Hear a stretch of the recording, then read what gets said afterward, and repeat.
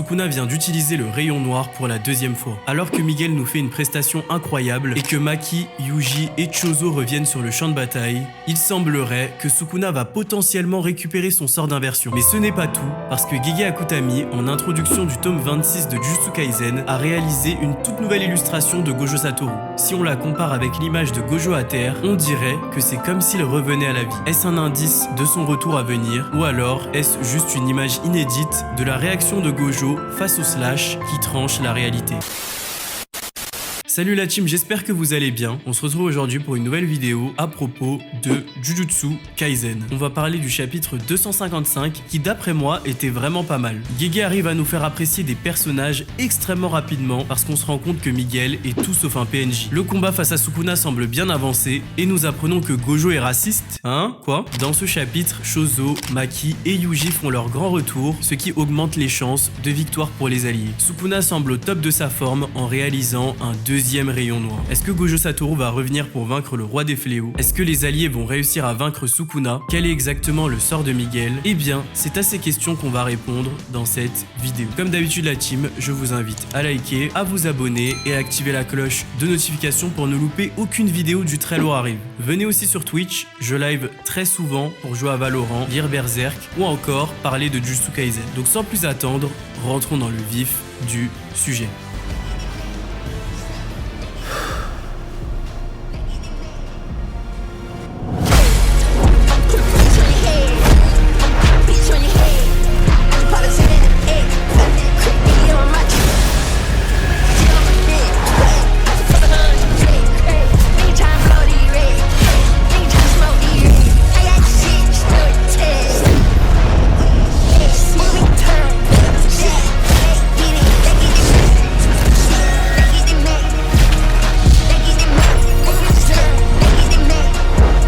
Le chapitre démarre avec Miguel et Laru contre Sukuna. Nous découvrons que Laru a utilisé son sort pour récupérer Kusakabe. Rappelez-vous, Laru est un maître des fléaux qui faisait partie de la team avec Geto. Nous l'avons découvert pour la première fois lors du film Jujutsu Kaisen 0. Nous avons ensuite un flashback d'une conversation entre Miguel, Laru et Yuta. Durant le mois d'entraînement, Yuta a demandé à Miguel de prendre part à l'affrontement contre Sukuna. Seulement ce dernier, comme tout être sensé, répondit non. Il déclare qu'il n'a aucune raison d'aller combattre un monstre capable de vaincre Gojo Satoru. Laru tente alors de convaincre Miguel, déclarant qu'il n'entrera en scène que lorsque Sukuna sera déjà bien affaibli. Il fait référence à Geto et à leurs compagnons qui ont péri pour essayer de le convaincre. Laru déclare qu'ils présenteront leur respect à leurs compagnons au paradis en donnant tout ce qu'ils ont contre Sukuna. Et Miguel le corrige en disant l'enfer. Et oui, dis bien Miguel, je pense qu'on est tous d'accord pour affirmer que si Geto est quelque part, c'est bel et bien en enfer. Miguel est ainsi un élément clé dans le plan pour finir Sukuna. La technique occulte de Miguel est unique et extrêmement utile. D'après Gojo, sa force physique fait de lui un adversaire redoutable. Gojo explique que 99% des exorcistes sont originaires du Japon. Mais Miguel, par sa musculature rare chez les Japonais, représente une menace grâce à son renforcement par l'énergie occulte. Hein? Qu'entends-tu Gojo Satoru par sa musculature rare? En d'autres mots, Gojo lui demande est-ce que tu es fort parce que tu es noir ou est-ce que tu es noir parce que tu es fort? Non, comment ça Gojo? Ce même va devenir réalité, c'est terrible. Immédiatement, Miguel précise qu'il n'est pas spécial parce qu'il est noir, mais il est spécial parce qu'il est lui. Gojo s'excuse alors pour sa maladresse. On nous explique que si Gojo et Miguel combattaient l'un contre l'autre en duel physique renforcé par l'énergie occulte sans utiliser de sort, Gojo gagnerait le marathon, mais Miguel gagnerait le sprint. Miguel est donc le personnage parfait pour intervenir lors du sprint final contre Sukuna. Gege disait d'ailleurs que Miguel était le MVP de la parade des fléaux car il a été capable de retenir Gojo quelque temps pendant que Geto attaquait l'école d'exorcisme. Le sort de Miguel lui permet d'être boosté tout en réduisant la puissance de son adversaire sans utiliser de territoire. Sa technique se nomme le chant de la prière. Son corps déploie un rythme qui repousse les fléaux tout en renforçant ses capacités physiques. Miguel a ainsi une agilité hors du commun qui lui permet littéralement d'esquiver les slashs de Sukuna en dansant. Miguel a réussi à envoyer un coup de poing en plein dans le ventre de Sukuna. À ce moment précis, Chozo envoie une percée sanglante sur Sukuna. Et oui, Chozo refait officiellement son entrée dans le combat. Et il n'est pas seul, parce que Yuji Itadori, qui semble s'être soigné complètement, attaque Sukuna par le haut. Mais ça ne s'arrête pas là, parce que Maki surgit également, coupant le bras de Sukuna. Maki a le sourire aux lèvres et Sukuna est surpris qu'elle ait pu se relever après son rayon noir. Honnêtement, je vous avoue que ça me fait bien plaisir de revoir Maki parce que j'étais persuadé qu'elle se relèverait. Maki a un corps aussi résistant que l'acier, elle a une des plus grandes durabilités de tous les personnages du manga. Voyant Sukuna perdre un bras, Yuji se dit encore une fois qu'ils ont une chance de gagner. Il n'a plus la possibilité d'utiliser le slash qui tranche la réalité. En effet, nous apprenons dans ce chapitre un élément très important concernant le sort de Sukuna qui tranche la réalité. Nous comprenons enfin les conditions d'utilisation de ce slash ultime. Kusakabe avait expliqué au chapitre 246 qu'il fallait forcément un temps de recharge ou un serment maudit pour que Sukuna utilise ce sort. Beaucoup se demandaient d'ailleurs comment se fait-il que Sukuna n'ait eu recours à aucune incantation et aucun signe lorsqu'il a envoyé cette attaque contre Gojo. Eh bien, pour surprendre Gojo, Sukuna a dû sacrifier la facilité d'utilisation de son slash qui tranche la réalité. Pour envoyer cette attaque, Sukuna doit réaliser le signe Enmaten. C'est le même que celui qu'il utilise pour son hôtel démoniaque. Cependant, étant donné qu'il avait perdu un bras lors de l'explosion du violet de Gojo, Sukuna ne pouvait pas réaliser le signe de main nécessaire pour envoyer l'attaque. De plus, effectuer le signe de main donnerait une occasion à Gojo d'esquiver le coup. Sukuna a donc réalisé une restriction maudite pour envoyer cette attaque sans effectuer de signe de main ou d'incantation. Grâce à cette manœuvre, Gojo n'avait pas de possibilité de voir l'attaque venir. Mais désormais, le prix à payer pour Sukuna est que pour utiliser cette technique, il doit réaliser un signe des mains, prononcer des incantations et pointer du doigt la direction de l'attaque.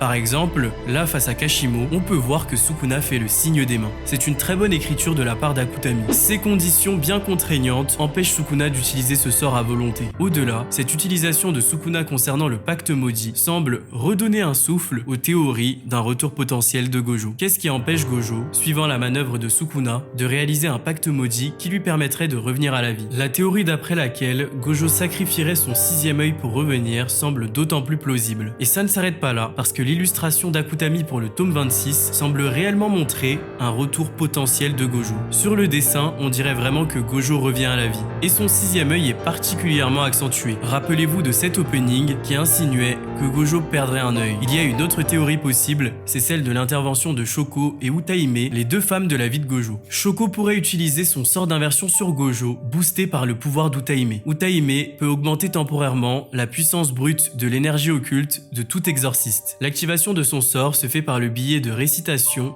de saut, de danse et de musique. En ne négligeant aucune des étapes de ce rituel, Utahime peut sublimer son sort et le rendre efficace à 120%. Sukuna n'a aucune information sur cette technique car il disait que Gojo a utilisé une restriction maudite pour envoyer son violet à 200%. Mais il se trompait, donc peut-être que lui-même sera surpris par le retour de Gojo. Si Gojo revenait, ça donnerait également un sens à la déclaration de Shoko au chapitre 220. Elle déclarait que Gojo était un idiot car elle aussi était là. Si elle réussissait à ramener Gojo, elle montrerait à ce dernier qu'il n'est pas seul car elle est là aussi. Mais bon, vous savez ce que je pense concernant le retour de Gojo, mais donnez-moi votre avis en commentaire la team. Pour revenir sur le chapitre, lorsque Yuji se dit qu'ils ont une chance de gagner car Sukuna ne peut plus réaliser son signe de main, la situation semble basculer de nouveau. À chaque fois que Yuji se dit quelque chose de positif, il se passe un truc horrible juste après. Faut vraiment qu'il arrête. La dernière fois qu'il s'est dit qu'ils allaient en finir avec Sukuna, ce dernier a pris possession du corps de Megumi. Sukuna envoie donc un rayon noir sur la roue, et c'est son deuxième rayon noir. Le narrateur nous informe alors que Gojo Satoru, lors de l'utilisation de son deuxième rayon noir, avait récupéré son sort d'inversion. Mais concernant Sukuna, et le chapitre se termine ainsi. Ah là là, il est possible que Sukuna récupère son sort d'inversion au prochain chapitre. Le massacre de Sukuna ne semble pas terminé. Personnellement, ce chapitre m'a donné bon espoir pour la suite. Plusieurs personnages ont fait leur retour sur le champ de bataille, et je pense que cette union va réussir à avoir Sukuna à l'usure. Yuta pourrait aussi faire son retour, et on aurait réellement une armée d'exorcistes contre Sukuna. Personnellement, je ne peux m'empêcher de me dire que le plan de l'épée du bourreau était le meilleur. Il suffit d'un seul coup, et cela permettrait de vaincre Sukuna et de sauver Megumi. Je me demande si Iguruma ne serait pas en vie, en train de se faire soigner par Shoko. Si Iguruma parvenait à se réveiller, il récupérerait l'épée du bourreau, qu'il pourrait ensuite utiliser contre Sukuna. Et si Sukuna fait face à Yuta, Maki, Yuji, Chozo et Miguel, peut-être qu'Iguruma, grâce au sort de Wiwi, pourrait le surprendre afin de lui envoyer le coup final avec l'épée du bourreau. Pour moi, c'est une possibilité. En tout cas, je pense que le massacre de Sukuna n'est pas fini, car il n'a pas encore utilisé sa flèche de feu. À l'instant où il l'utilisera, on pourra espérer la fin de Sukuna Kaisen. Mais plus les combattants poussent Sukuna, plus il y a de chances qu'il finisse par l'utiliser, révélant ainsi la totalité de sa technique techniques occultes. Voilà la team, c'était tout pour cette review, j'espère qu'elle vous a plu. Dites-moi en commentaire ce que vous avez pensé du chapitre et dites-moi vos théories. Je vous dis à très vite en live et à la semaine prochaine pour une nouvelle vidéo. Merci à vous, restez sur vos gardes et à très vite.